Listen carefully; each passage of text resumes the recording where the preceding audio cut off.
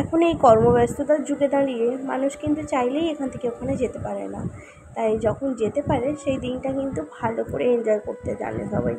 তো নমস্কার, শুভ দুপুর, আমি তোমাদের সকলের প্রিয় রুম্পা। তোমরা সবাই কেমন আছো এই গরমে অবশ্যই জানিও। ঠিক এইরকমই একটা গরমের দিনে আমরা সবাই মিলে প্ল্যানিং করে বেরিয়ে পড়েছিলাম ঘুরতে যাওয়ার জন্য।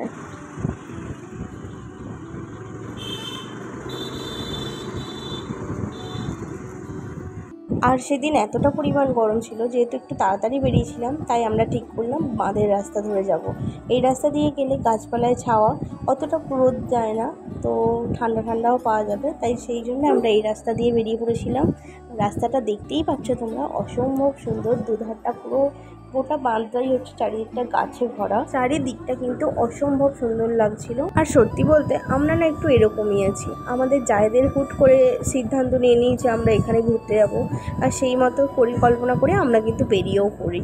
আর চারজনে বেরিয়েছি, আর একটু আনন্দ হই করবো না, রাস্তায় লোক জানবে না যে আমরা বেরিয়েছি, এটা তো হতে পারে না। তাই রাস্তায় প্রচণ্ড হই করতে করতেই আমরা যাচ্ছিলাম, সেই জন্যই এই বাঁধের রাস্তাটাকে বেছে নেওয়া। আর গরমকাল দেখো কি সুন্দর কৃষ্ণচূড়া ফুলগুলো হয়ে আছে গাছে, কি ভালো দেখতে লাগছে না চারিদিকটা। আর দেখতে দেখতে এই দেখো চলেই এলাম এখানটা, এটা হচ্ছে কলেজ মোড়ের এখানের রাস্তাটা। এবার এখানে এসে কিন্তু আমরা আলাদা হয়ে গেছি, আমরা রিম্পা আমি স্কুটি নিয়ে যাচ্ছি, আর দিদিভাই আর ঋষিতা ও ছেলেকে নিয়ে টোটোয় করে আসছে, কারণ ওরা এতটা দূর স্কুটি নিয়ে আসতে সাহস পেল না, তাই আমরা স্কুটিটা রেখে ওরা টোটোর মধ্যে আসছে, আর আমরা বললাম আমরা গিয়ে বাইরেটায় দাঁড়াচ্ছি। আর সত্যি বলতে আমরাই মনে হচ্ছে আছি যে এখনও পর্যন্ত এই আশ্রমটাতে এখনও আসেনি। সবাই দেখি চারিদিকে ছবি দিতে থাকে, আমরাই এখনও এসে পৌঁছাতে পারিনি। তো আজকে ফাইনালি আমরা যাচ্ছি। আর এই হচ্ছে বেতাই বীজ, বেতাই বীজের ওপর দিয়ে এই যে তোমাদের একটু ছোট্ট করে নদীটাও দেখিয়ে নিলাম, আর আকাশটাও কিন্তু বিকালের আকাশ, সূর্যাস্তের সময়। আর চলো দূর থেকে দেখে নাও হরিয়পের ওই যে মন্দিরের চূড়াটা দেখা যাচ্ছে, ভালো দূর থেকে দেখতে লাগছিল, মনে হচ্ছিলো কখন গিয়ে সামনে থেকে দেখবো।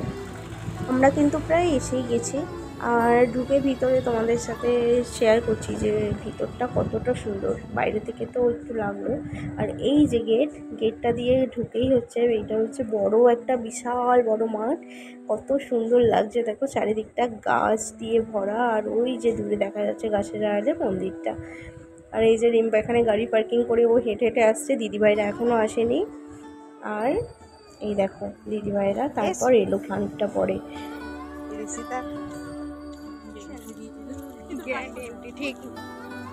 আমরা তো মন্দির ঘুরতে আসার নাম করে মনে হচ্ছে ছবি ভিডিও তুলতে এখানে বেশি এসেছিলাম, আমরা ওই জন্যই একটু বেলাবেলি এসেছি, যাতে ভালো করে ছবি কিছু তুলতে পারি আর কিছু ভিডিও ক্লিপ নিতে পারি।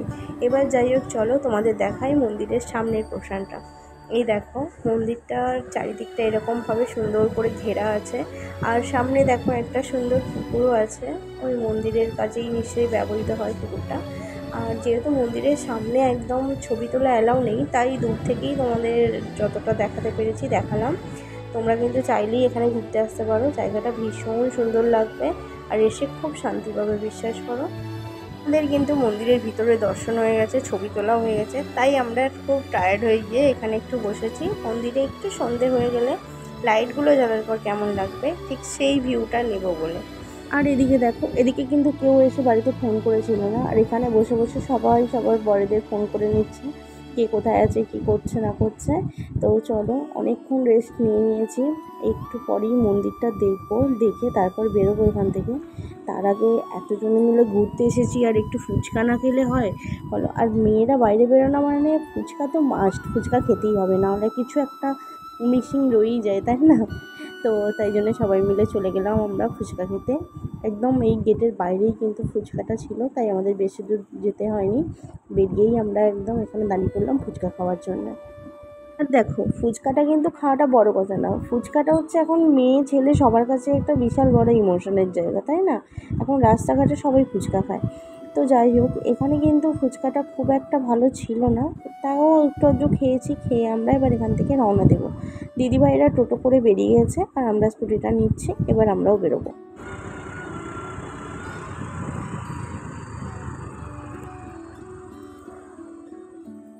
তো চলো আজকের মতো তো ঘোরা, খাওয়া, আনন্দ ফুর্তি সবই হলো, এরপর একটু আইসক্রিম না খেলে এই গরমে তো মনটা ঠিক শান্তি পাচ্ছিল না, তাই সবাই মিলে চলে এলাম কলেজ মোড়ের এই দোকানটায়। অনেক বছর পর এই দোকানে আইসক্রিম খেলাম, আর বেশ ভালো লাগছিলো সবাই মিলে বসে আইসক্রিম খেতে।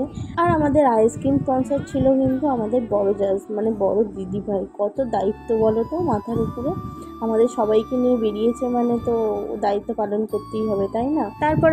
তারপর আমরা সবাই মিলে বসে আইসক্রিমটা এনজয় করলাম। আর এদিকে নুনি বলে, আমি তো কর্নেটো খাচ্ছি, আমারটাও একটু দেখানো উচিত, তাই ওকেও একটু ভিডিওতে নিয়ে নিলাম।